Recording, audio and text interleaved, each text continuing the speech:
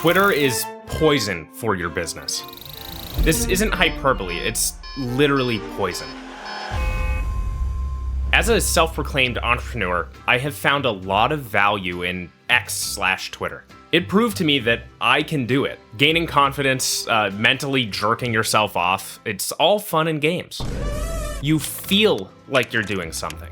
Everywhere you look, self-help content floods your feed. You've probably seen them, like a clickbait title on YouTube, influencer preaching the one secret to success, or endless quotes urging you to work harder, be better, and dream bigger. At first glance, it feels empowering. But what if this relentless self-improvement mindset is doing you more harm than good? There are growing concerns about the toxicity embedded in today's self-help culture. Current pieces on the subject reveal one critical warning. You might be chasing a better you at the cost of who you are right now. Self-help rhetoric often paints a picture of success as linear. Think goal setting, productivity hacks, and a 5 a.m. club designed for the ultra-dedicated. But here's the problem no one talks about. Perfectionism doesn't come with an off switch. It whispers, "You're not good enough," every time you fail to live up to that impossible vision. Dr. Suri warns against seeking constant growth without limit, likening it to running on a treadmill with no final destination. The result? Burnout, self-criticism, and an endless loop of inadequacy. These videos thrive on those insecurities. They're designed to keep you hooked, hungry for the next life-changing video, book, or course. And perfectionism doesn't just rob you of contentment. It masks as productivity. After months of consuming actionable tips, you may feel busy, but notice really no real change. Why? Because you're not living, you're performing. Personal growth has become a billion-dollar industry, exploiting your insecurities under the guise of empowerment. Platforms like YouTube generate revenue each time your scroll turns into a click. An unsettling cycle is when creators promise breakthrough transformations. You become complicit in the system, never pausing long enough to question what's truly serving you. This entire industry thrives on one assumption: you're broken and need fixing. That's the business model, and it's too profitable to dismantle. Far from inspiring, these videos highlight what is called toxic positivity, the pressure to feel good, stay motivated, and always look on the bright side, no matter what personal struggles you face. When motivation becomes pressure, it stops being helpful. Instead, you're left measuring your worth in how busy, successful, or productive you appear. I challenge you to ask yourself, is this personal growth or emotional manipulation? Perhaps one of the most disturbing insights is how self-help can lead to addiction. The cycle goes like this. You consume hyper-idealistic, solutions-driven self-help content. It motivates you temporarily, but leaves you feeling worse when real-life results don't match. This has been my personal issue with Twitter. To fill the void, you just end up consuming more content. It's like a dopamine hit, short-lived and instantly replaced by craving. Over time, your reliance on outside gurus erodes self-trust. You stop believing you're capable of making decisions or progress on your own. This is coined opting out of your agency. You're deferring control of your own life to creators selling dreams they don't live themselves. Even worse, this compulsive pursuit of growth distracts you from addressing deeper struggles. You're not necessarily improving, you're avoiding self-confrontation. The illusion of progress becomes a mask for fear, self-doubt, and unresolved pain. Are we starting to understand why Twitter is poison now? Let's go just a little bit further.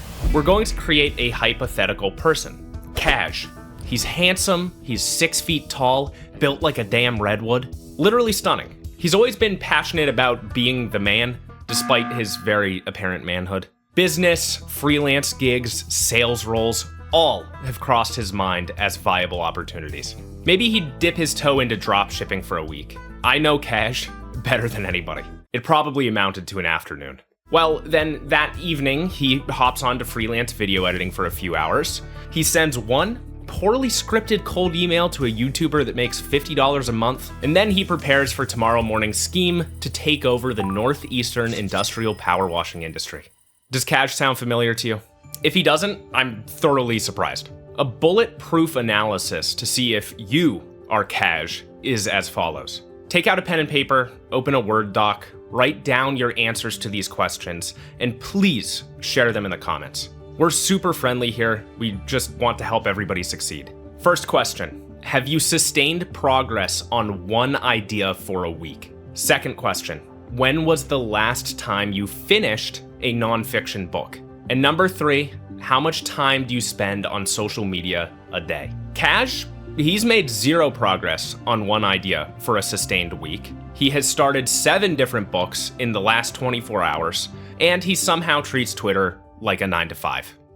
When you think of success, you might picture a climactic moment of triumph or a sudden breakthrough. But here's the truth. Success isn't an overnight event. It's the quiet result of consistent effort over time. Imagine Jack, a young man who started from scratch, battling self-doubt and adversity. His story shows how seemingly insignificant daily efforts, so the early mornings, the late night study sessions, and the one more email mentality, compounded into life-altering success. Step by step, his perseverance transformed his skills and opened doors he never expected. Consistency isn't glamorous, but it's the foundation upon which real success is built. Renowned business leaders like Sara Blakely, she's the founder of Spanx, emphasize the non-negotiable role of consistency in their journeys. Blakely's story is a masterclass in staying relentlessly focused on your goal, even in the face of rejection.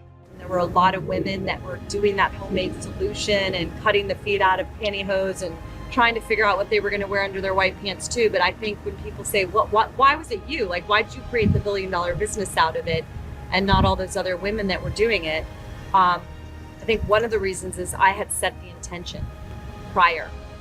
And so I didn't know if it was my idea. It's just, it's like that book, Are You My Mother? That children's book. It was like, are you my idea that I asked for? I don't know. So I went every day and started pursuing it. And I worked at night and on the weekends for 2 years trying to get the product made. Consistency builds credibility, confidence, and momentum, which are powerful assets for any entrepreneur. What stands out is the emphasis on actionable steps. Create habits, measure progress, and remain adaptable, even when progress feels slow. Small, deliberate actions repeated over time wield more power than sporadic bursts of effort. Whether you're pursuing a personal goal or growing a business, success isn't a sprint, it's a disciplined marathon. So be more like Jack. If you're struggling or need some motivation, Jack is just a follow away. I'm a little over this analogy, so just follow me on X and subscribe here on YouTube. Thanks for watching.